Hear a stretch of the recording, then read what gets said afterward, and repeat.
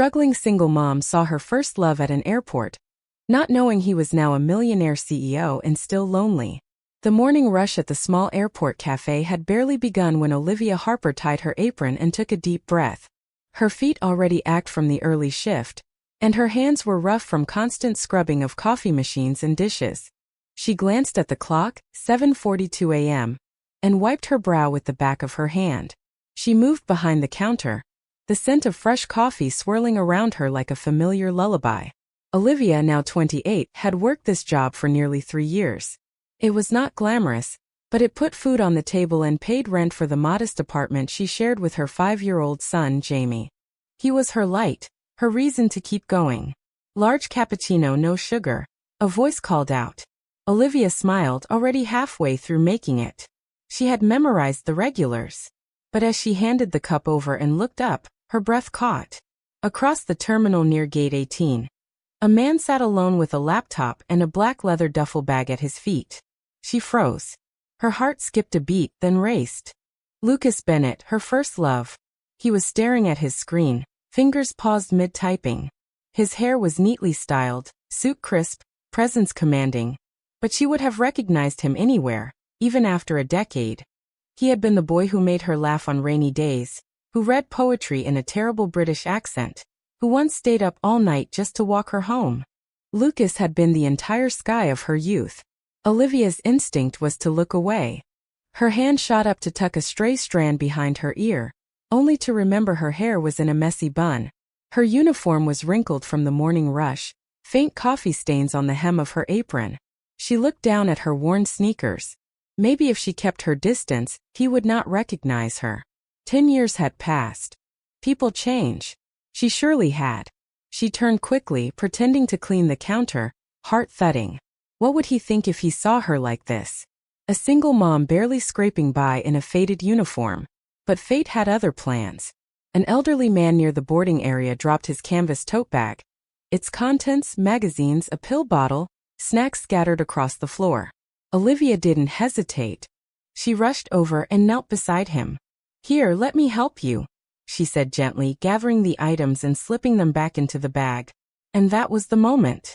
As she looked up to hand the man his things, her eyes met Lucas's. Time froze. Lucas blinked. His hands dropped from the keyboard. The terminal noise faded as his gaze locked on hers.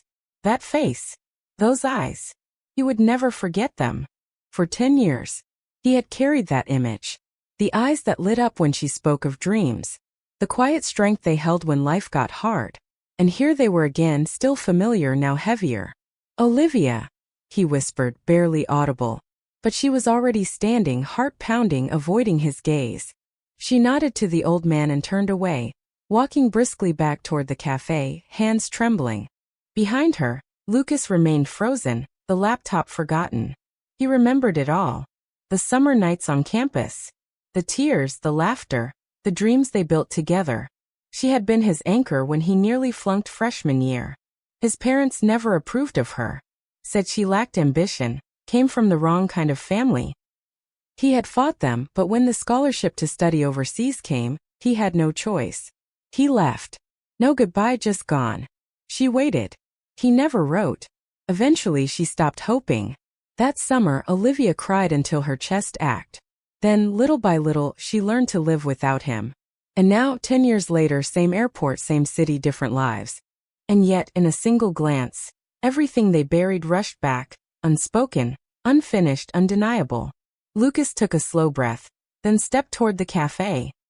He found Olivia behind the counter wiping down a tray, her expression tired but focused. She looked up and saw him. For a moment, neither of them said a word. "Hi," he said gently. Olivia nodded. "Hi, I was hoping we could talk if you have a minute." She glanced around. "I'm on break in 10. They sat at a small table near the window, away from the noise of travelers rushing past. The tension between them was clear, but there was something softer beneath it. Quiet familiarity. A shared history that neither had forgotten. "It's really been 10 years, Lucas said. "It has," Olivia replied, her voice low. He studied her face. She looked older, worn in ways that spoke of struggle, but stronger too, like someone who had endured more than most and kept standing. "So how have you been?" he asked. Olivia hesitated, then took a sip of her lukewarm coffee. "I have a son, Jamie. He's 5. It's just the two of us." Lucas blinked. "You're a mom?" She nodded. "Yeah, I work here in the mornings, clean offices at night. It's not easy, but we manage." There was no resentment in her voice, only quiet acceptance. She didn't mention Jamie's father, and Lucas didn't press. "I'm not surprised you're still standing," he said. "You were always the strongest person I knew." She looked down, unsure how to take the compliment. Lucas wanted to ask more, but something stopped him. Instead, he noticed her attention shift when an older man near the terminal stumbled, dropping a plastic bag. Olivia stood up quickly, walked over, and knelt to help him. She handed him the items with a kind smile, then opened her lunch container and gave him half of her sandwich. Lucas watched from the window. From the way she tucked her meal away afterward, he guessed it might have been all she had. When she returned, he said nothing, but something in him shifted. "You haven't changed," he said. "You still think of others before yourself." "I don't know how else to be," she replied with a small smile. A few minutes later, Lucas checked his phone. His flight was boarding. "I have to go," he said, standing reluctantly. "Of course," Olivia said, her voice calm. He paused. "Can I give you my card just in case?" She nodded and took it without a word. As he walked away, he turned once more. She was already behind the counter again, tying her apron, fading back into the background. But she didn't fade from his mind. Days passed. Olivia returned to her routine. Work, Jamie, sleep, repeat. Then came a knock on the door. Her landlord stood with a scowl. "You're behind again. I can't wait any longer. You need to be out by tomorrow." "Please," Olivia begged. "I just need a few more days." He shook his head. "I've given you too many chances." When the door slammed shut, Olivia leaned against it, tears welling in her eyes. She looked over at Jamie, playing quietly with his worn coloring book. That night, she sat at the edge of their small bed trying to stay strong. Then her phone buzzed. "Lucas Bennett. I've been thinking about you and Jamie. I know it's sudden, but are you okay?" She stared at the message for a long time, unsure how to respond. The next morning, Olivia and Jamie stood on the sidewalk with a single suitcase and his stuffed rabbit. Her heart felt heavy, but she had no choice. A black SUV pulled up, the window rolled down, and Lucas stepped out. He saw the bags, Jamie clutching her hand, the quiet panic in her eyes. "Come stay with me," he said. "Just for a few days until you figure things out. I'm not offering charity, just help from a friend." Olivia looked at Jamie, then at the sidewalk beneath her feet. Her pride wavered, but her son came first. She nodded slowly. "Just for a few days," she whispered. Lucas smiled. "That's all I ask." And together they got into the car, not knowing what would come next, only that they didn't have to face it alone. The first morning at Lucas's house was quiet, almost too quiet for Olivia. She had barely slept the night before, too tense in the guest room with Jamie curled beside her. The house was beautiful, modern yet warm, with sunlight pouring in through tall windows. It felt like another world. She kept waiting for someone to tell her they didn't belong.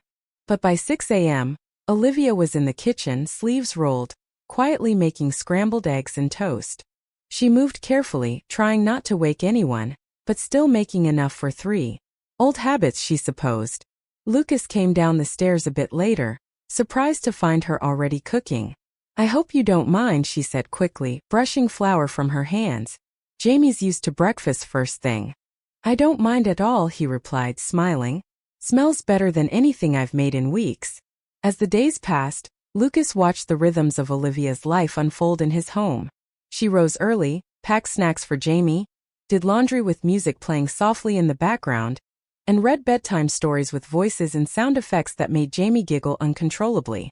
He noticed how she taught Jamie to write his name with such patience, how she praised his drawings as if they were museum-worthy, how when she thought no one was looking, she closed her eyes for just a second longer, exhausted but holding everything together. Jamie, meanwhile, had taken a strong liking to Lucas. He followed him around the house, peppering him with questions. "Do you really have 100 people working for you? What's a CEO? Can I be one if I still sleep with my dinosaur?" Lucas answered every question like it was the most important one in the world. To Olivia's surprise, Lucas did not just let them stay. He quietly made their stay easier. One afternoon, she returned from a walk with Jamie to find the guest room rearranged. A small shelf now held children's books. A soft lamp glowed in the corner. In the kitchen, there was almond milk for Jamie and vegetarian dishes.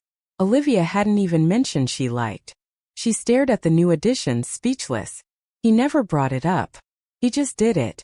One evening, as the autumn wind picked up outside, Jamie grew quiet during dinner.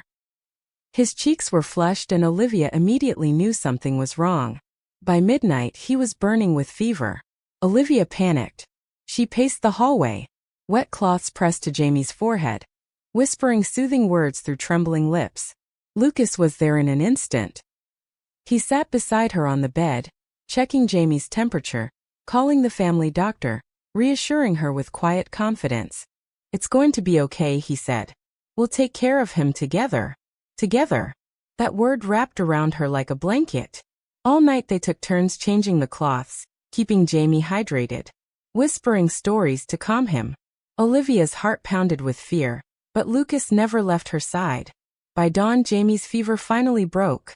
The little boy drifted into a deep sleep, chest rising and falling peacefully. Olivia sat beside the bed, hair messy, eyes swollen from worry. Her hands were still holding a damp cloth when she turned to Lucas. "Thank you," she whispered, her voice raw, "for being here when I was scared the most." Lucas looked at her and something shifted in his chest. It was not just gratitude in her voice. It was trust. And in her eyes he saw the Olivia he had once loved, only now stronger, fiercer, weathered by life but unbroken. He realized then that it had never really faded. Not the way she made him feel, not the way she saw the world, and especially not the way she held her child with every ounce of love she had.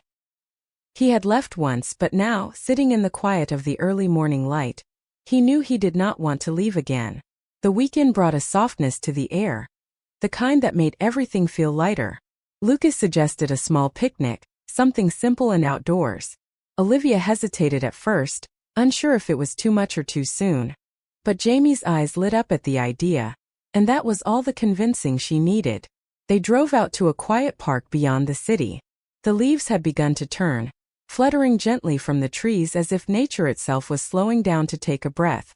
Lucas laid out a blanket while Olivia unpacked sandwiches, fruit, and cookies Jamie had picked out. Jamie ran ahead, chasing leaves and pretending he was a superhero. Olivia sat at the edge of the blanket, her legs crossed, her hair blowing gently in the wind. Lucas sat beside her, close but not too close. There was a calm between them that felt earned, fragile yet natural. After they ate, Jamie pulled something from his little backpack. It was a folded piece of paper with crayon marks peeking out the sides. "I made this," he said, holding it out to Lucas with pride. Lucas took it carefully and opened it. The drawing was simple. 3 stick figures under a bright yellow sundae, one tall, one with long hair and one small, all holding hands. Above them were the words written in blocky letters, "Mommy, me, and my CEO dad." Lucas looked up surprised. Olivia's cheeks flushed. She reached out quickly, taking the paper back with a small smile. "He just likes the idea of you being important," she said. "You know how kids are."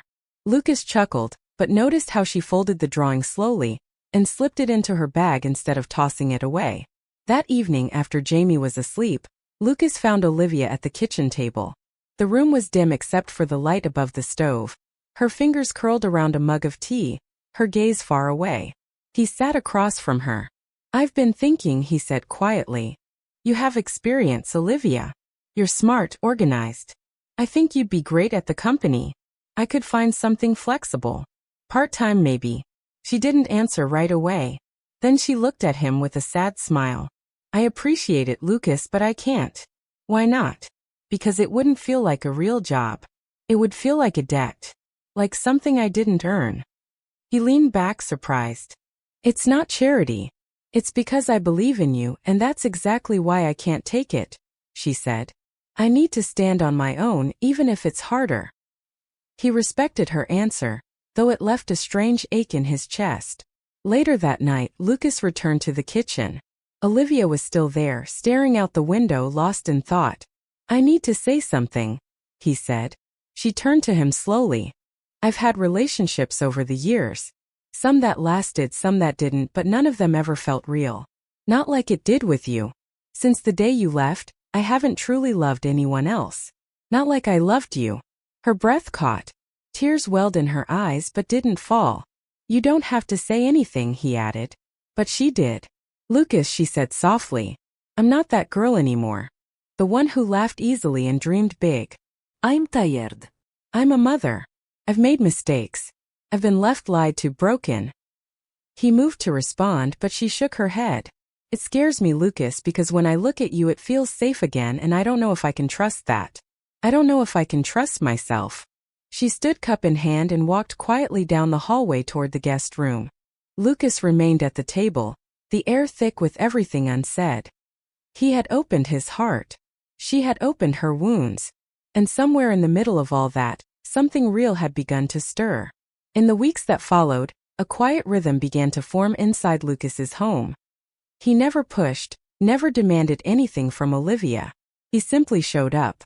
Whether it was helping Jamie with his reading, making Olivia tea when she looked tired, or giving them space when they needed it, Lucas was there, steady, present. Olivia found herself smiling more, laughing even. At first it felt foreign, like trying on someone else's clothes. But each passing day made it feel like her own again.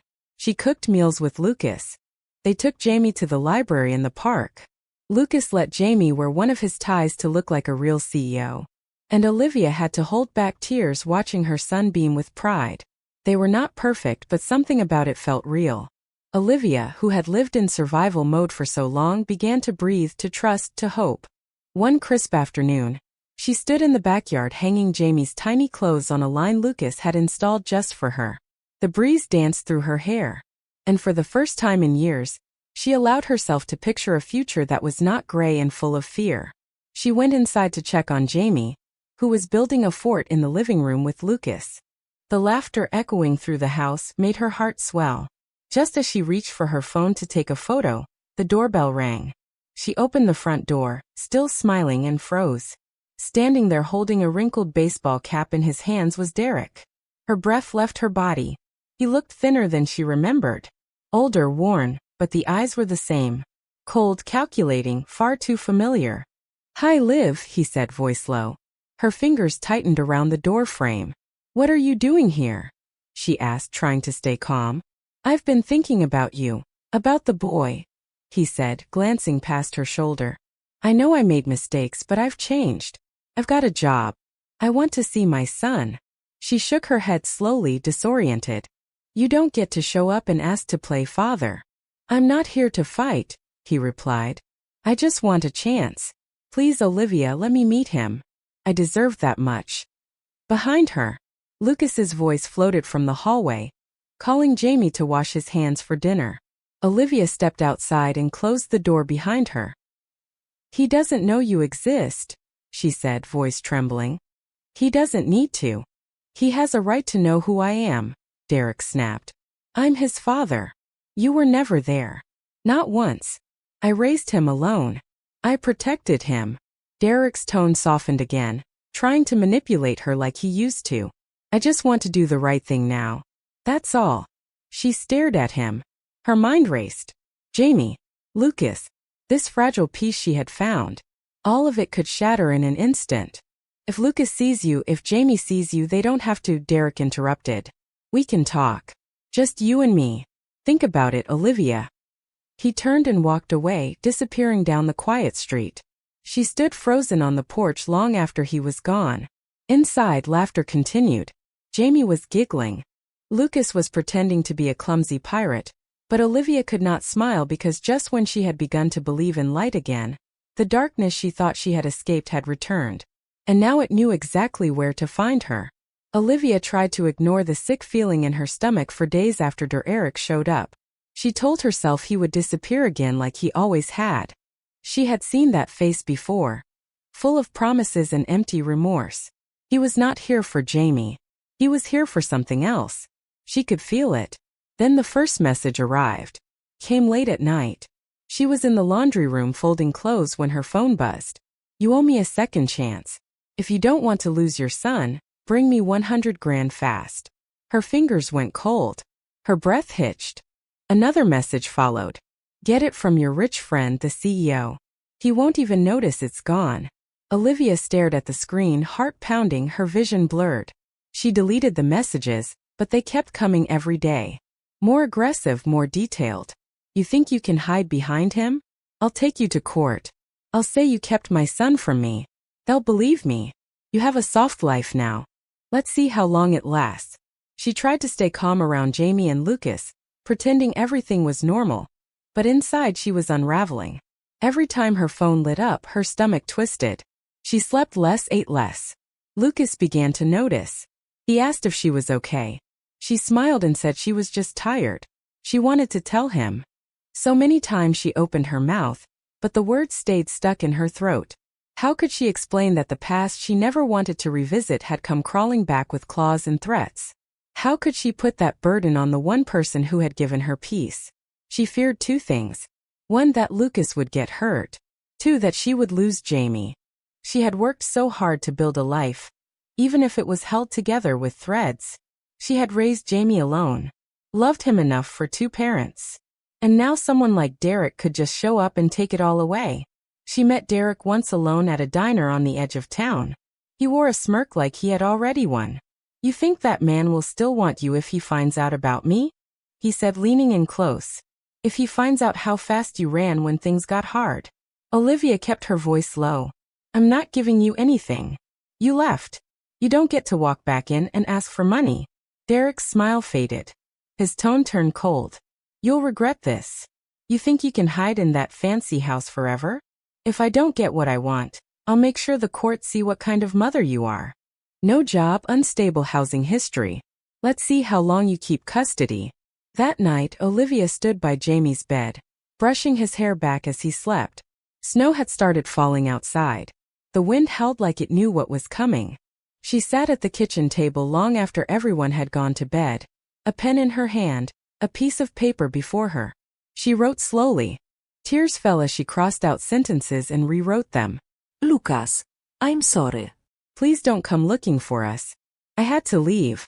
It's the only way to keep Jamie safe. Thank you for everything. You gave us more than you know, Olivia.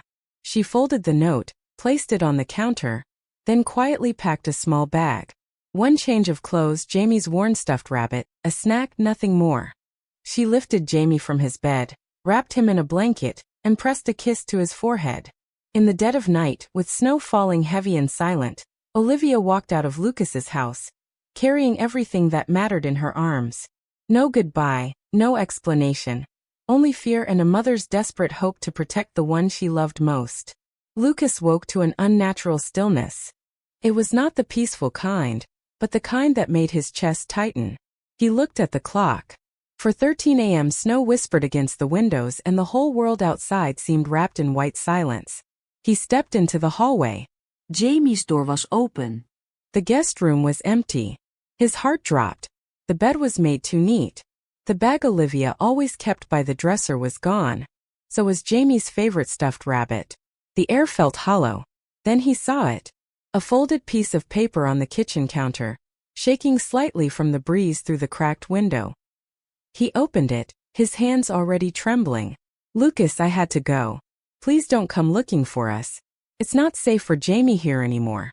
You gave us more than I ever thought we deserved. Thank you for letting me believe in something good again. Olivia. Lucas stood frozen, the paper fluttering in his hand. Then he grabbed his keys and ran. Snow was falling harder now, thick flakes blinding his windshield. The roads were slick and quiet. Most of the city still slept, but he was wide awake, fueled by panic and something deeper. Love, he called her phone straight to voicemail again and again.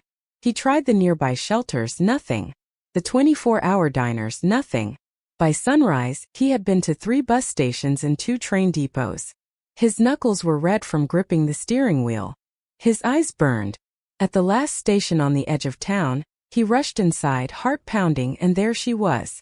Olivia sat curled on a bench near the far wall, clutching Jamie tightly against her chest. Her coat was thin, her cheeks pale. Jamie's head rested against her shoulder, his small body wrapped in a worn blanket. Lucas stood still for a moment, just staring at them. Then he walked over and dropped to his knees in front of her. She looked up. Her face crumpled. "I'm sorry," she whispered. "I didn't know what else to do. He threatened to take Jamie. He wanted money. I couldn't drag you into it." Lucas reached out gently, placing his hand over hers. "You were never dragging me," he said, voice thick with emotion. "I want to be in this. All of it. You, Jamie, the past, the mess. I don't care." Tears slipped down Olivia's cheeks. "I was so scared," she said. "I thought if Derek found out about us living with you, he'd ruin everything. I thought if I stayed I'd end up losing Jamie or you." Lucas shook his head. "No one is taking Jamie, and no one is taking you from me either." She opened her mouth to protest, but he leaned closer. "I love you," he said simply. "I love your strength. I love the way you care. I love the way you look at Jamie like he's the whole world. I love him too." Her breath hitched. "You don't have to protect us alone anymore," he whispered. He pulled her and Jamie into his arms.